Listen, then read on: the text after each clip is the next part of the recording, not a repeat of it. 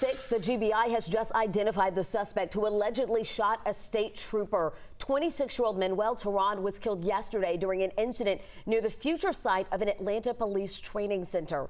This picture was provided by a group of the protesters.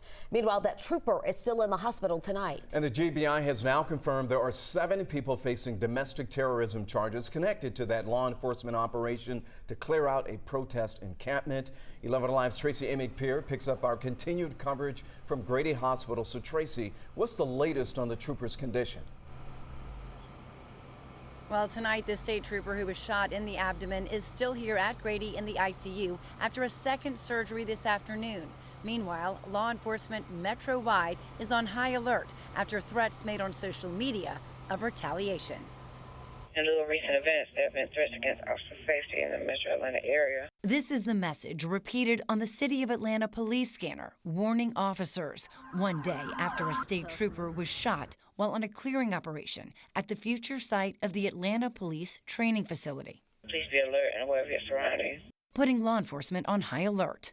Officers Wednesday were attempting to remove individuals that have been camped out on the property for months. GBI Director Mike Register says the property is hundreds of acres, and securing the land while facing resistance is complicated. And we're working with our local partners, our federal partners, and other state partners to fully investigate the activities in the area there. 7 people were arrested on the premises since yesterday. Another 7 were arrested last month.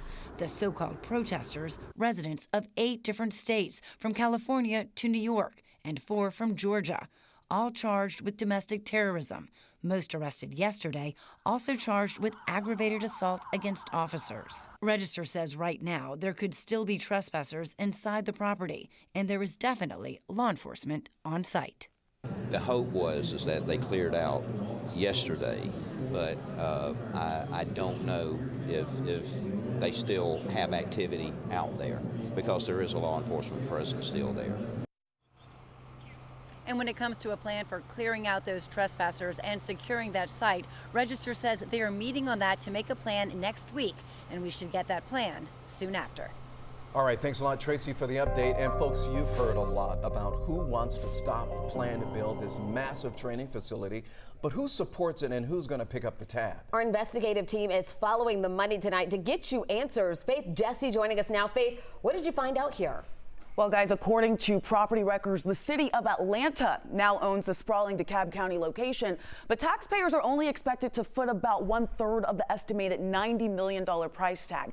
That means the nonprofit Atlanta Police Foundation is working to raise millions for construction. So here's the question: where do they get the funding? The organization says private sector companies fund its projects, and we looked at the tax filings, which shows 80% of the money comes from private donations. Its board filled with executives from nearly all of Atlanta's big name companies. Let's take a look at some of them. Waffle House, you see Equifax, Wells Fargo, the Home Depot, Delta, just to name a few. It reads like a who's who of corporate Atlanta, right? Public tax records do lag behind, so it's not yet clear exactly how much money is coming into the foundation from these companies for this project. But here's what we can tell you. We can tell you that in 2020, the organization had more than $24 million in assets and liabilities. So this is what we do know right now. We're continuing to follow the money for you, digging through the documents to find out just how much these major companies are contributing to this project. All right, Faith, thank you so much. And you can read much more about the arrests in this case, the future of the protest encampment at the site, and the shooting investigation. Just look for this story on 11alive.com. You'll find it on our homepage.